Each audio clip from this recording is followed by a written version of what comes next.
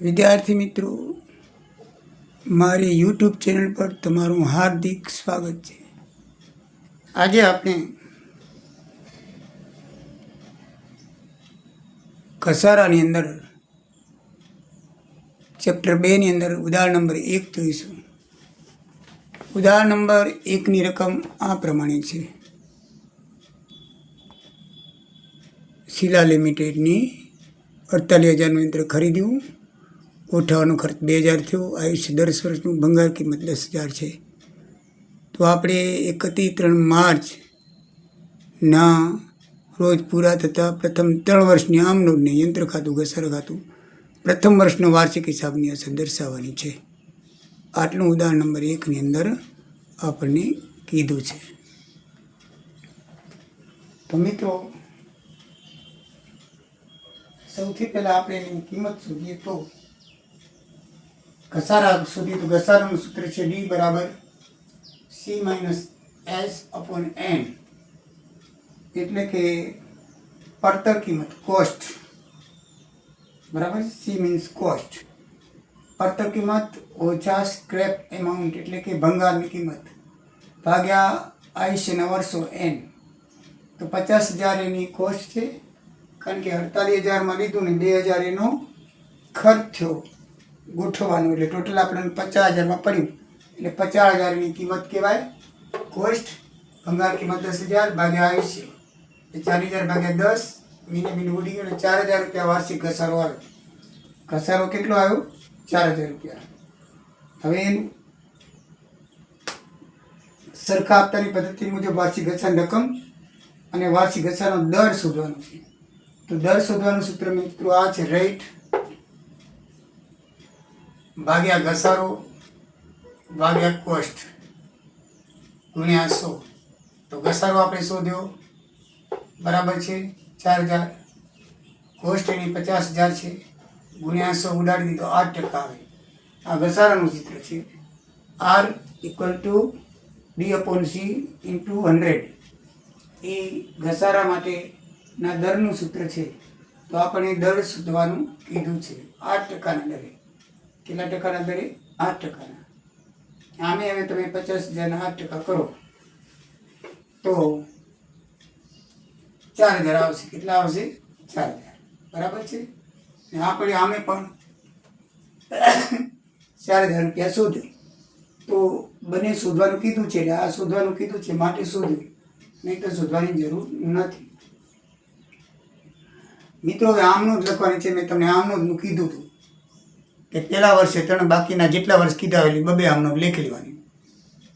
આમાં 3 વર્ષની આમનોંધ કીધી છે, એટલે પહેલા વર્ષની તો 3 થાય. પહેલી યંત્રની ખરીદી, પછી ઘસારાની નફા નુકસાન ખાતે લઈ ગયા એની, ઘસારાની નફા નુકસાન ખાતે લઈ ગયા એની, ઘસારાની નફા નુકસાન ખાતે લઈ ગયા એની.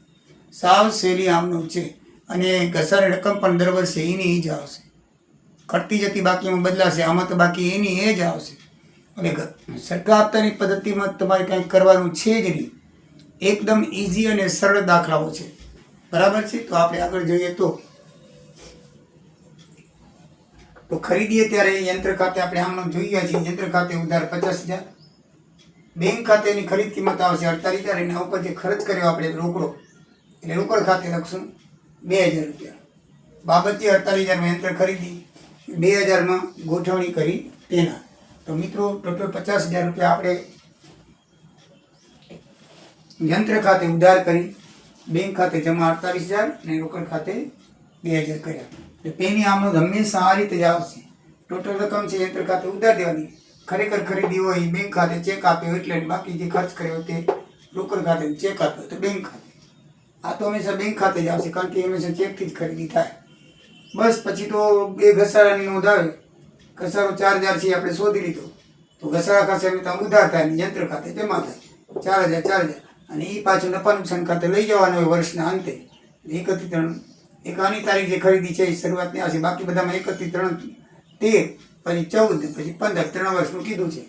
તો ઘસારા ખાતે ઉધાર તે યંત્ર ખાતે, પછી એને નફા નુકસાન ખાતે લઈ જઈએ એટલે નફા નુકસાન ખાતે ઉધાર તે ઘસારા ખાતે જમા.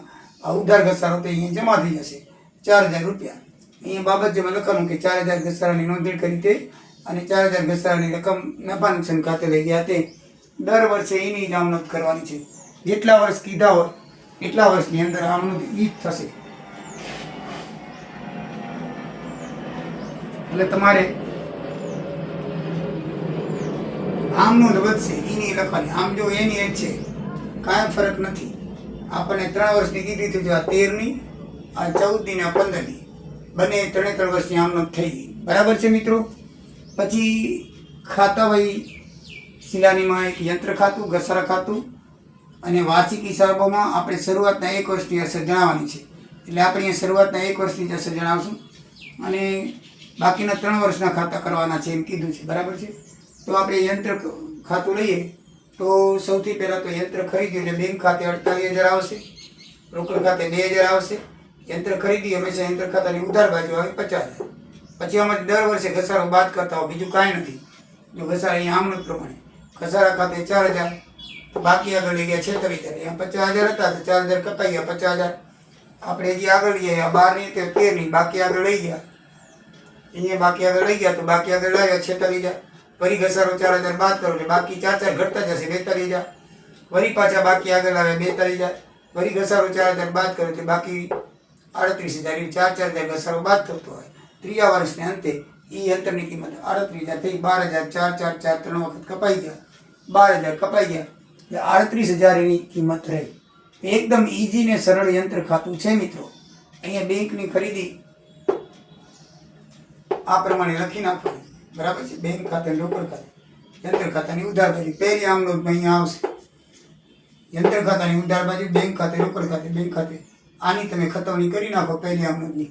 યંત્ર ખાતાની પહેલી આમનોંધ આ રીતે થાય. પછી તમારે દર વર્ષે ઘસારો આ રીતે કર્યો એ બાદ કરતા આવવાનું આમનોંધ પ્રમાણે. બરાબર છે. આમનોંધ યાદ ન રાખો તો સીધી લીટીમાં તો કાંઈ નથી. 4,000 બાદ કરી બાકી લઈ ગયા 4 ઘટાડતા હોય.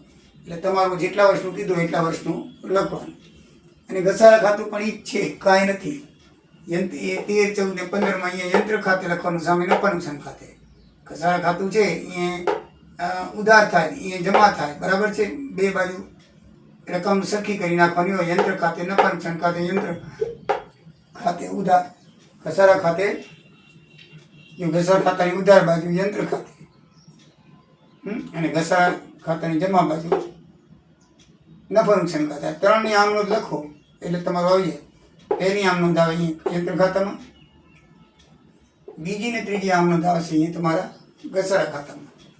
યંત્ર ખાતે નફા નુકસાન ખાતે, યંત્ર ખાતે નફા, દર વર્ષે એની જ છે આમનોંધ. એટલે તમારે 3 વર્ષની આમનોંધ લખવાની ઘસારા ખાતાની. ના આવડતું તો અહીંયા છે ઘસારા ખાતાની ઉધાર બાજુ યંત્ર ખાતે, પછી ઘસારા ખાતાની જમા બાજુ નફા નુકસાન ખાતે, તો નફા નુકસાન ખાતે. બસ પછી દર વર્ષે એનું જ કરવાનું છે, કાંઈ કરવાનું નથી. હવે નફા નુકસાન ખાતા માસિક હિસાબોમાં અસર જોઈએ તો નફા નુકસાન ખાતું બતાવવું પડે. પાકા શ્રેણીમાં તો નફા નુકસાન ખાતામાં ઘસારો હંમેશા ઉધાર બાજુ આવે. યંત્રને ઘસારા ખાતે અહીંયા લખશું અને પાકા શ્રેણીમાં મિલકતમાંથી બાદ થઈ જાય તો યંત્રો 50,000માં લખીને 4,000 બાદ કરી નાખે એટલે 46,000 રૂપિયા એની કિંમત 2013ના અંતે રહી. તે આજે 46,000 રૂપિયા છે. વધારે લખવાનું નથી, પહેલા જ વર્ષનું લખવાનું છે 2013નું. એટલે આપણે અસર દર્શાવી દીધી. તો મિત્રો એકદમ ઈઝી અને સરળ આના દાખલા છે. ઘટતી જતી બાકીમાં ફક્ત ફરક એટલો હશે કે આ ઘસારો ઘટતો જશે. બાકી બધું આખું ચેપ્ટર સેમ ટુ સેમ છે. એટલે આના માર્ક્સ તમારા જવાના જોઈએ. બધામાં ઈ જ છે. આમનું તમને એકદમ રેડી યાદ રહી જાય એવી જ છે.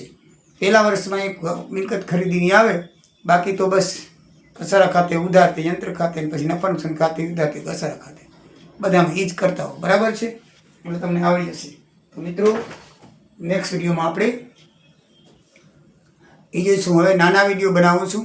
નાના વિડીયોની અંદર હું તમને જે શોર્ટ પ્રશ્નો છે સ્વાધ્યાયના એ તમને લખીને જણાવીશ. તો તમારા શોર્ટ વિડીયો આજથી શરૂ કરું છું. આમ તમે બનાવ્યા નહોતા, પણ હવે જે નાના નાના પ્રશ્નો હોય છે ટૂંકા અક્ષરો, એના શોર્ટ વિડીયો બનાવીને તમે મોકલીશ. તો મિત્રો તમે જોજો અને તમારા મિત્રોને ફોરવર્ડ કરજો. જય સિયારામ, જય દ્વારિકાધીશ.